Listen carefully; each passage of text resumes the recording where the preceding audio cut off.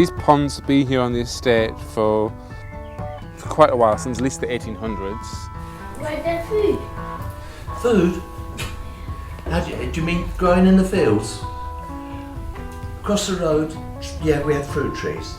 It was an orchard, hence it's called the Orchard Estate. You know, apples, pears, and we used to climb the wall and nick whatever we could.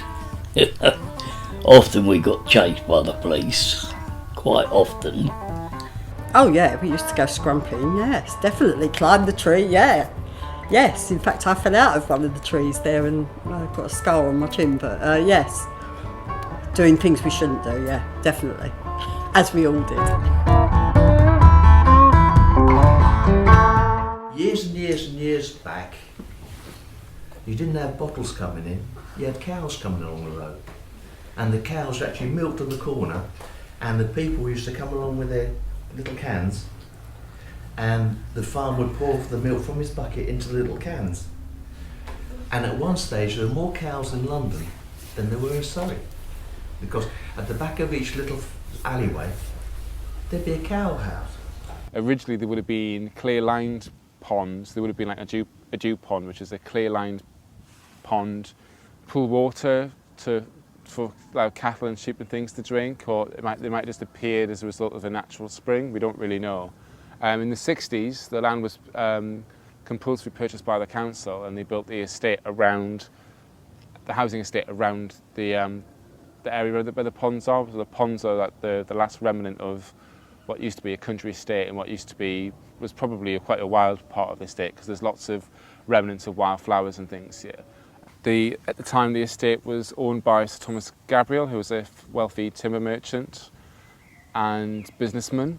He was also the High Sheriff of London, the Lord Mayor of London, and he was the first baronet, so he was quite an important guy. Over the side is William Harvey House, and near here is Edgecombe House, which keeps the name of the old estate house.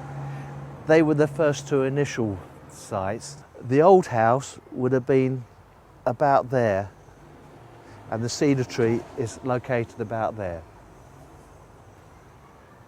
And if you need it, the pond is about there. What does the cedar tree mean to you personally?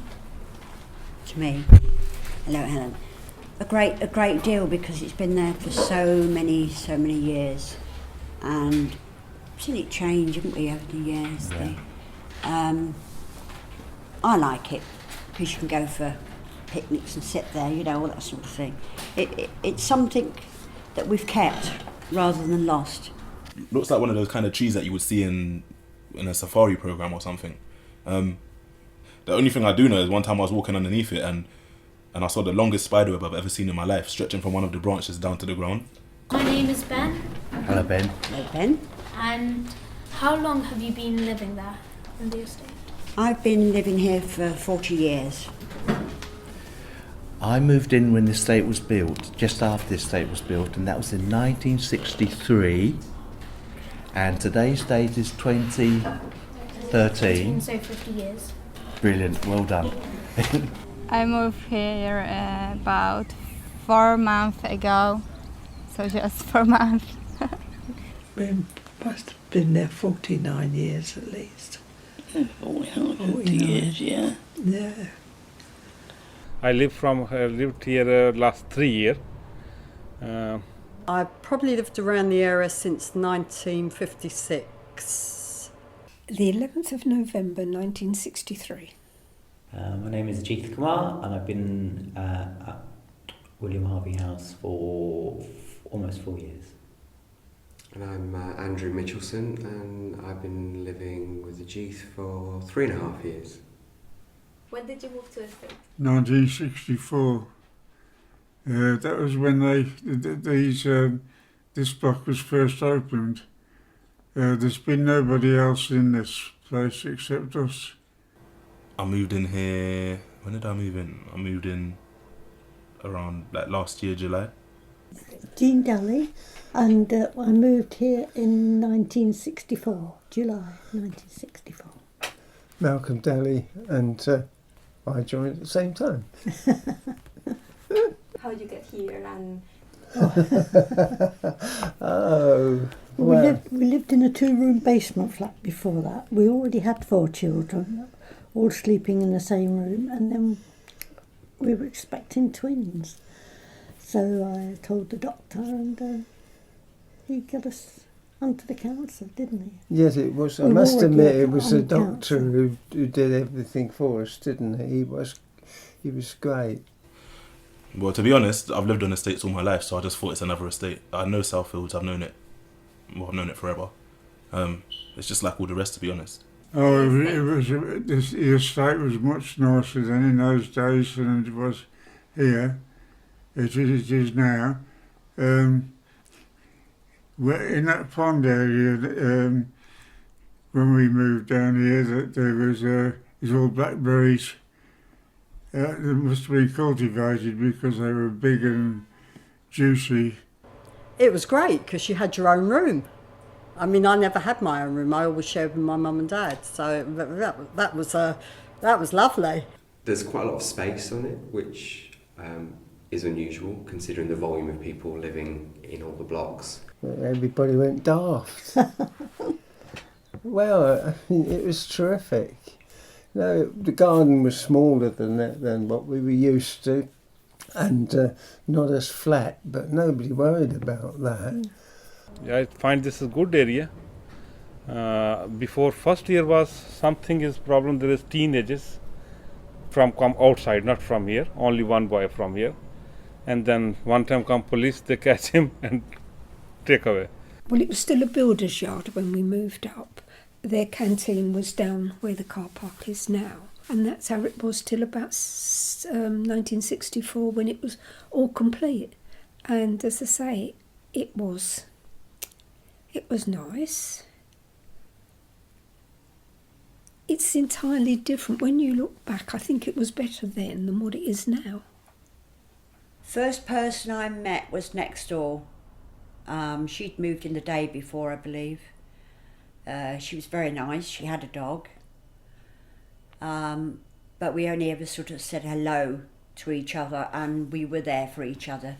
You know, if one needed to make a phone call or something didn't work, you know, like that sort of thing. Do you have friends here?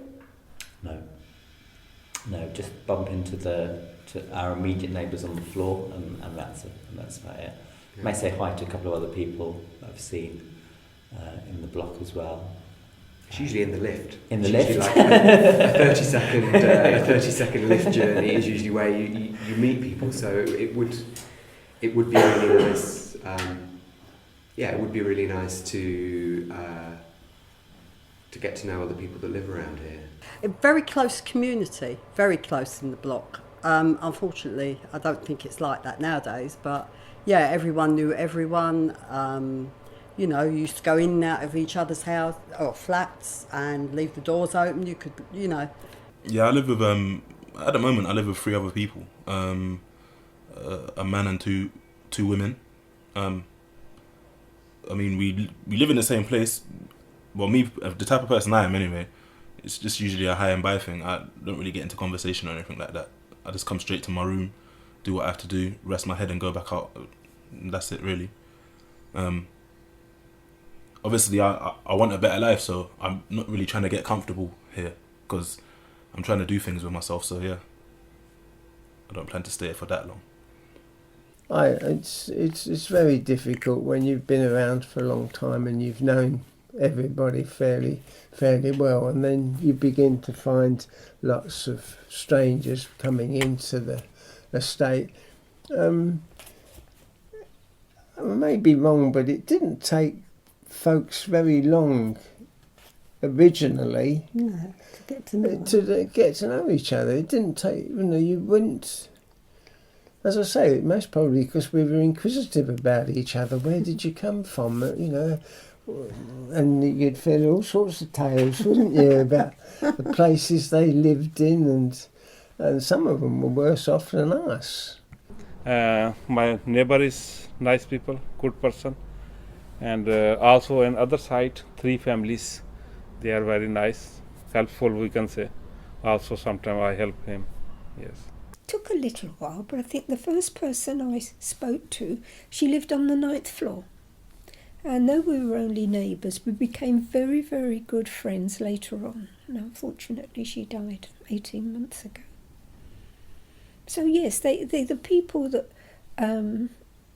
we were quite lucky. The people you got friendly with and you knew, that they were good neighbours, and you made friends of them and what have you. Either walking into what you say good morning and you see one another and that's how it comes and you started talking. And we used to have a laundry room downstairs so you could go and use the laundry, and that's mainly where you met them coming in and out. And we had a day to go down, and because there was no facility in the house to do, really, and you could go down there and use it, and of course there's no facility to have a washing machine put in. You put a shilling in the meter and you had so much gas to heat the water up, and you had a rota, so that Mum had sort of 11 o'clock to 12 o'clock on Tuesday, I think it was, and she would go down about 10 to 11 and she'd help the people who were there folding the sheets, doing the thing, swapping the stories and then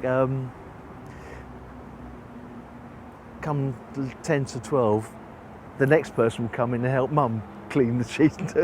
So it was quite a nice meeting spot. In the flats and the maisonettes, you had what's called underfloor heating.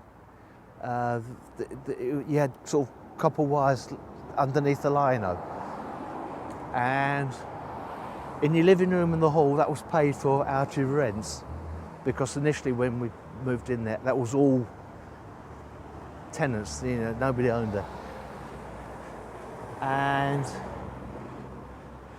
that was there about 20 years, I think it was. I'm not sure, my memory for dates is awful. And then the council said that there were problems with that because the wiring needed replacing. So they looked at different schemes and they chose, for most tenants, gas supplied boilers with water filled radiators. And they fitted those to the flats that were because we'd already started to buy our place, we were responsible. So my dad fitted in storage heaters run by electric, which is nice because there's very little maintenance on those. Did it have lots of shops? Lots of shops. About the same as there are today. There's a few along the back there, and the post office as was up here, and there's used to be a butcher's up here, but this only just sells to the trade now. We didn't have any supermarkets like we've got down there, Tesco's, Sainsbury's. We didn't have them. We had proper little local shops that we actually relied on. There used to be a pharmacy there, and there used to be a butcher's there which sold meat to the public, and the one at the end is a hairdresser's beauty parlour for ladies. But in these two shops you can get mostly your milk, bread, cakes. This is tenant management run. We're run entirely by Wandsworth. These have their own management committee, so they can decide on cleaning, they can decide on gardening, they can decide on, I think, rent collection, that sort of thing. So if people here want repairs done, they go to the office. Whereas on our estate, if people want repairs done, they've got to contact the Wandsworth Town Hall. We had a vote to say yes, we wanted to be tenant managed, or we wanted to be looked after by Wandsworth still.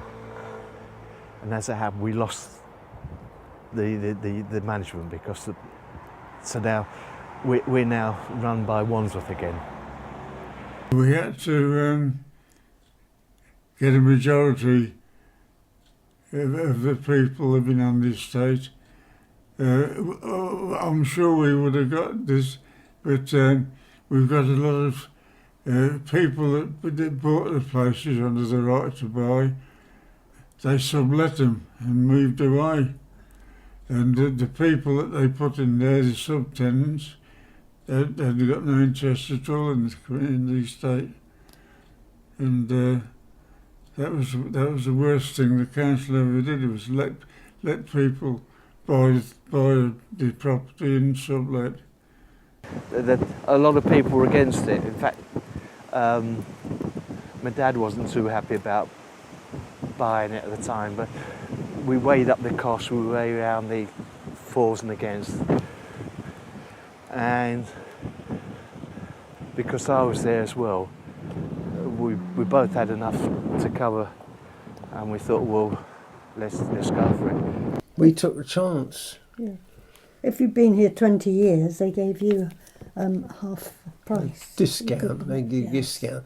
And if you sold it within 5 years, then you had to give them a percentage of any profit that you made, which was fair enough. I don't know, but I somehow think that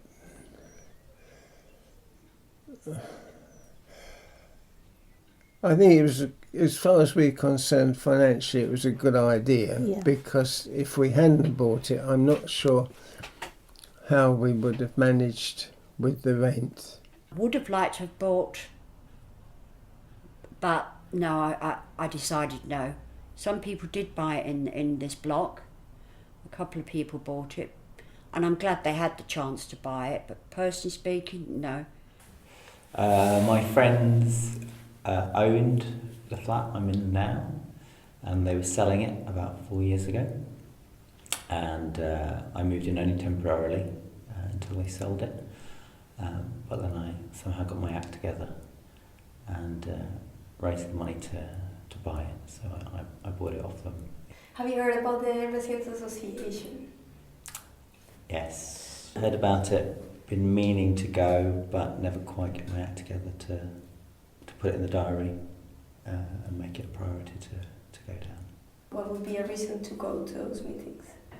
Just to meet other people from the block, from the estate. It'd be nice just to meet other residents, find out what's going on, because I had a letter last year about costs of refurbishments to the lift, and I just thought, God, I mean, it's so much money that they're charging to refurbish it. It should be good to speak to other residents about how they feel about having this extra cost imposed on us. So, yeah, it'd just be good to meet other people. Well, your neighbours, essentially, aren't they? So, yeah. And what is your experience of being part of the association? Interesting. It's interesting. That's about as far as I'll say. It's interesting. No, it is interesting, and I wish more people would get involved. Because after all, it's their estate, it's our estate, whether you're a tenant or a resident, whether you're a council tenant or whether you're a private agency tenant. It's still our estate. But I didn't know where is this one. You don't know? No, I don't know. If I have address, I can go in this meeting, no problem. This is no. Okay. I want to like to go. This is. Yeah. Yes. But I've seen posters up about it, but to be honest, I've just looked at it, I haven't read it, so I don't know. And do you feel curious for joining one of their meetings? Or? Well, to be honest, I don't know what it is that they actually do. I mean, I'm assuming that it's something for better in the community, but I'm not sure.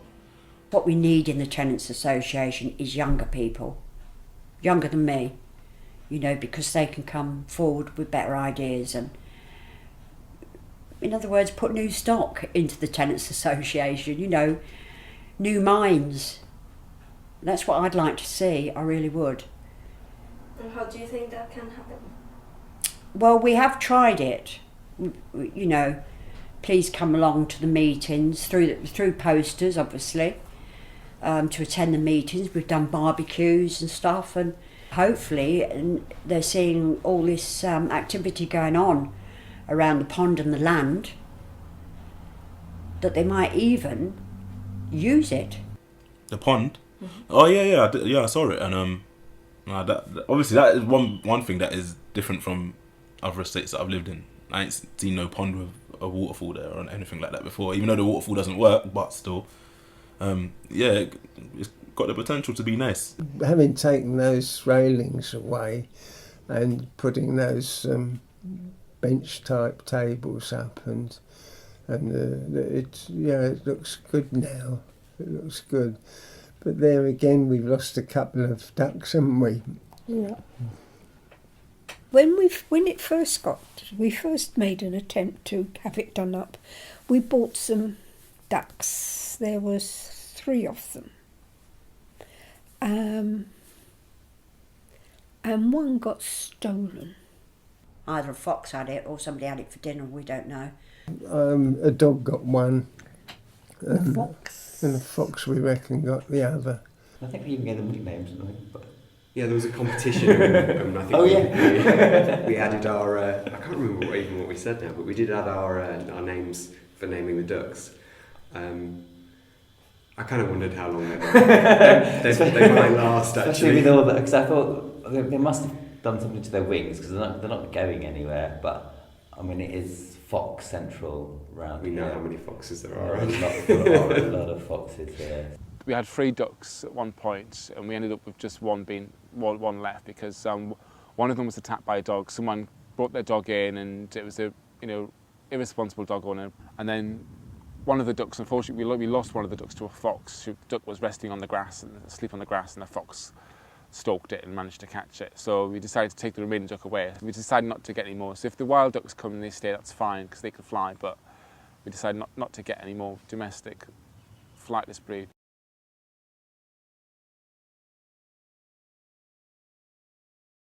What we've done over the last 6 months is we've renovated the ponds and tried to restore them back to what they would have looked like, a century ago. My name is Mohammed Chauhan. I'm currently studying at Roehampton University. I've just completed my first year in business management.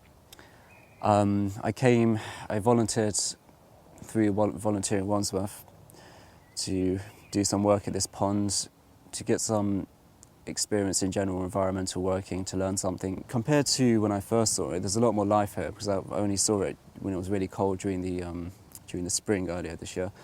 But now I'd say this pond does have a good chance of being a really good ecosystem for a lot of things, especially honeybees, hopefully. I saw some bees coming out of the ground and I thought, well, bees don't come out the ground. And he said they're a special bee, that they come out of the ground. I forget the name he called them. And he showed me. It was unbelievable. All my life, all my age, and I've seen nothing like it. And there's an old heron, and he has the cheek of sitting on people's balconies, on the fence. I just couldn't believe it when I saw it. I was walking down to see John and I thought, that's the heron. Now your imagination, But it's such a majestic bird and so tall and upright. You haven't mentioned fish, have you? We haven't had any in there. You must have fish in there. No. No minnows, no? No minnows, no. You haven't got wallies on there, have you? Wallies. What are wallies? All of us. Please write it down. Today at Edgecombe Hall, we've been doing a lot of work to renovate the pond area. So we've been laying soils for the grass to grow, been cleaning the pond, planting flowers by the pond, and generally just trying to make the place look a bit nicer. Well, there's not just one pond, is there? There's quite a few connecting, and with the waterfall and whatnot, it's beautiful. I think, with us renovating the area, I think, not just the kids around the area, but the whole community could make use of it, especially in the summer as well. It's brilliant what we've done here. What we've done when we restored the pond is the contractor that we employed has installed a pump to recirculate the water, so it keeps the water flow circulating, which helps prevent the pond from becoming stagnant, and means that we get to see the waterfalls working, which are in the background. And we believe that the waterfall structures that connect the ponds were built by the Pullman brothers, and they're made out of, we believe to be made out of pullmite, which is this artificial stone made out of bits of old brick pottery and then gelled together with a primitive form of concrete. We've also installed an ultrasonic T unit, which is it's a device which emits a high frequency sound that we can't hear, and it doesn't affect plants and animals, but it will affects the algae. So it stops the algae from binding together and from spreading in the pond, so it helps keep the water clear. It's nice that we've taken the trouble to get you to do that for us, because it's a nice area. And years ago, when we first moved up here, a few years when we moved up here, folks mainly from Edgecombe House would come down and sun themselves on the grass there, a blanket, didn't they? They used a blanket and just to take the sun. I discovered it because I met this lovely girl from Turkey, and I used to go around there and have my hair done, and she lived in one of the flats there. She was a hairdresser, and that's how I discovered the pond. And I thought, what a mess, a terrible mess. And then it was cleaned up, and through the years it's got better. And I used to go and take my daughter and have a picnic over there. No, we never had picnics or anything like that, did we? No, because it wasn't like it is now. You know, there wasn't a lot done to it. I myself was a bit hesitant about coming here. I didn't know what it was going to entail, but I've enjoyed myself. I think we've done some good work. Yeah, I mean, like, you know, we've been here for what, 2-3 hours, and we've done all this. So, you know, if the community chip in together, you know, they could achieve much more. But it's a good start. It's very good. Yeah. We've got bladder campion. We've got these yellow flowers here. These are called birdsfoot trefoil, and you'll see more of that up there. There's lots of it up there. And we've got this flower here. This is called Achillea. This is called Achillea. Can you all see this plant here? Yeah. This is called everlasting pea, and this gets really lovely Barbie pink flowers on it. They're called cuckoo flower because you see them flowering at the same time that the cuckoos return and the cuckoo starts singing. But they're very rare now. You don't see them very often, but there's lots of them here because the ponds have been here. They like growing close to water. They've kind of stayed here. So the housing estate was built. This was all wilderness at one point, countryside, and the estate's been built around it. But all these wildflowers are still here because they're just a remnant of what this used to be countryside here. This is like remnant of what's left of the wild area that was here before. So that links to